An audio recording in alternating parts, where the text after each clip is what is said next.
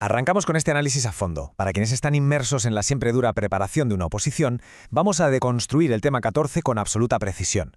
Hoy toca dominar los conceptos fundamentales del derecho internacional público en materia de competencias estatales, nacionalidad y marcos de protección. Es una sesión intensa, cargada de fechas clave, leyes y artículos concretos que son los que realmente marcan la diferencia en un examen. Bueno, este es nuestro mapa mental para hoy. 1. Competencias personales del Estado. 2. Nacionalidad y extranjería. 3. Jurisprudencia sobre expulsiones. 4. Normativa de asilo y refugio. Y 5. El Estatuto de Apatridia. ¡Vamos allá! Empezamos con la primera parte, las competencias personales del Estado, o lo que es lo mismo, el poder que tiene el Estado sobre los individuos. Normalmente pensamos que el poder de un Estado se limita a sus fronteras físicas, ¿verdad? Pues no, las competencias estatales se proyectan directamente sobre las personas en 4 esferas muy concretas. Obviamente el ejercicio habitual recae sobre los nacionales dentro del territorio y sobre los extranjeros que también se encuentran allí. Pero ojo aquí para el examen, hay que retener las proyecciones extraterritoriales. Un Estado también ejerce competencias sobre sus nacionales en el exterior y sobre personas bajo su jurisdicción fuera del territorio. Eso sí, y esto es clave, para ejecutar cualquier acto sobre nacionales en el exterior resulta jurídicamente indispensable el consentimiento e incluso la colaboración del Estado receptor. No se puede actuar por libre en territorio ajeno. Pero claro, la soberanía de un Estado no es ni mucho menos un cheque en blanco. El derecho internacional le pone límites muy estrictos, y la principal barrera es sin duda la protección universal de los derechos humanos. Básicamente, cualquier Estado tiene la exigencia absoluta de garantizar un trato no discriminatorio a toda persona que esté bajo su jurisdicción, simple y llanamente por su condición humana. Pasamos al segundo bloque, nacionalidad y extranjería, las fronteras legales de pertenencia. A ver, esta parte es un clásico de las oposiciones. Hablamos de la división jurídica binaria entre nacionales y extranjeros. Una táctica buenísima para estudiar es grabar a fuego en la memoria los precedentes jurisprudenciales más icónicos. Y aquí brilla el famoso asunto Nottebohm. En 1955, el Tribunal Internacional de Justicia definió la nacionalidad literalmente como un vínculo jurídico basado en un hecho social de conexión, en una efectiva solidaridad de existencia, de intereses y de sentimientos. Retener esta cita textual es una apuesta segurísima.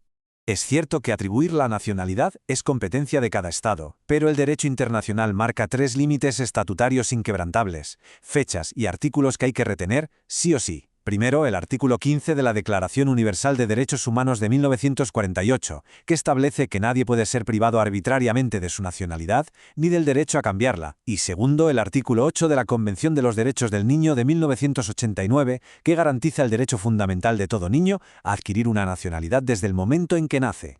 Ahora bien, lo realmente interesante aquí es cómo definimos quién es jurídicamente un extranjero. Tenemos 2 criterios. El criterio de exclusión es el más básico. Extranjero es el que no es nacional, sin más. Pero cuidado con el criterio restrictivo, porque este es el que suele ser objeto de pregunta, ya que exige que el individuo sea reconocido como nacional por un tercer Estado. ¿Por qué es tan importante este matiz? Pues porque excluye explícitamente a los apátridas de la definición legal de extranjero. Y para esos extranjeros, la costumbre internacional garantiza un estándar mínimo innegociable.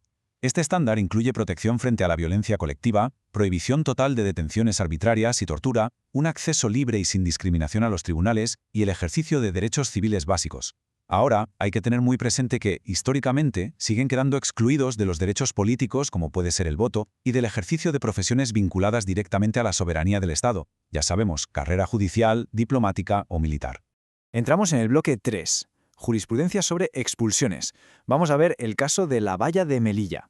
Llegamos a un punto de inflexión crítico y altamente evaluable, la jurisprudencia del Tribunal Europeo de Derechos Humanos sobre expulsiones colectivas. Todo parte de los incidentes en la valla de Melilla.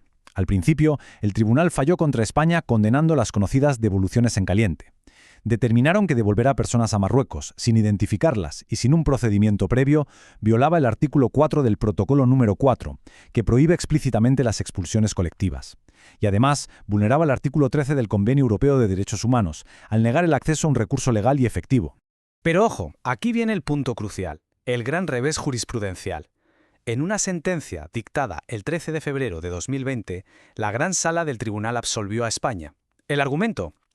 Argumentaron que la falta de decisiones individuales de expulsión se debía a que los propios demandantes decidieron no utilizar los procedimientos oficiales de entrada en el paso fronterizo, ni pidieron protección en las representaciones diplomáticas.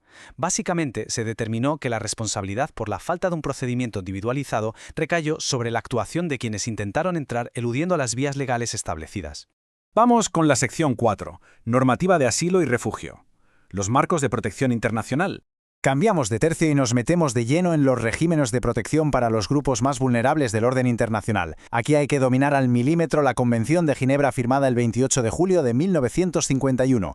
La definición es muy estricta. Un refugiado es alguien que está fuera de su país y no puede o no quiere regresar por fundados temores de ser perseguido. Los motivos tasados, raza, religión, nacionalidad, pertenencia a un grupo social u opiniones políticas, todo esto se sostiene sobre el principio inquebrantable de non-refoulement, es decir, la no devolución, que supervisa muy de cerca el ACNUR, un organismo vital creado el 14 de diciembre de 1950. Vamos a ver cómo se construye paso a paso el marco europeo, porque esta cronología es material de examen puro. Arrancamos en 1990 con el Convenio de Schengen y Dublín. Luego, en el 99, el Tratado de Ámsterdam trae una comunitarización que es clave. Damos un salto a las directivas del Sistema Europeo Común de Asilo, el SECA, entre 2012 y 2014. En 2015 aparece la Agenda Europea de Migración como respuesta directa a la crisis. Y para culminar, la fecha más reciente e importante, el 23 de septiembre de 2020, con la propuesta del nuevo Pacto sobre Migración y Asilo. Es vital no mezclar conceptos en esta parte. En nuestro sistema coexisten 3 modalidades de protección. Primero, la condición de refugiado, que es la más estricta, atada a la Convención de Ginebra de 1951. Segundo, para quienes no cumplen esos requisitos tan duros, pero se enfrentarían a daños graves al volver a su país, entra en juego la protección subsidiaria, amparada en España por la Ley 12/2009. Y tercero, la protección temporal, que se activa única y exclusivamente ante afluencias masivas de personas provocadas por guerras o catástrofes. Otra distinción fundamental es la forma de asilo. Por un lado, tenemos el asilo territorial, que carece de un tratado universal vinculante. De hecho, se guía por la Declaración 2312 de la Asamblea General de la ONU del año 67 y por normas europeas e internas. Por el otro extremo está el asilo diplomático. Este sí tiene tratados, pero ojo al dato, son estrictamente del ámbito regional latinoamericano, como las convenciones de La Habana del 28, Montevideo del 33 y 39 y Caracas del 54. Además, este último se otorga en lugares muy concretos, embajadas o buques militares. Y mucho cuidado con esta peculiaridad sobre la postura oficial. España no reconoce el asilo diplomático como un derecho, ya que considera que ejercerlo supone una lesión a la soberanía del Estado anfitrión. Lo que España sí hace es utilizar en sus misiones diplomáticas una figura llamada refugio temporal por razones humanitarias. Es una protección muy condicionada que cesa en el momento en el que se prevé un juicio justo o termina la persecución. Un ejemplo histórico de esto fue la acogida del líder opositor Leopoldo López en la Embajada de España en Venezuela. Y llegamos a la recta final. Sección 5. El Estatuto de Apatridia. El régimen de los que carecen de Estado. Hablemos de las personas que viven en una especie de limbo porque carecen por completo del vínculo legal que hemos estado analizando. Son los apátridas.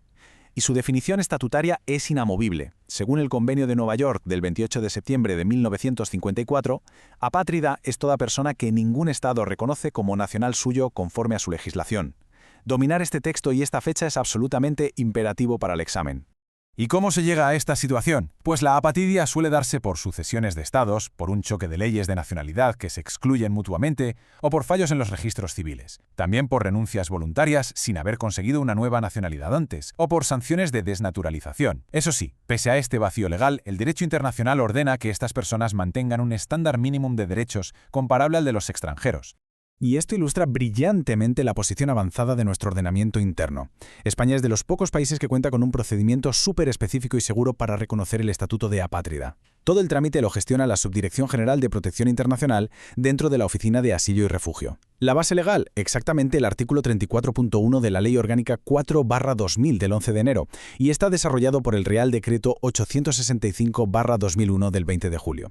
Son datos duros, normativos, que hay que llevar muy bien preparados.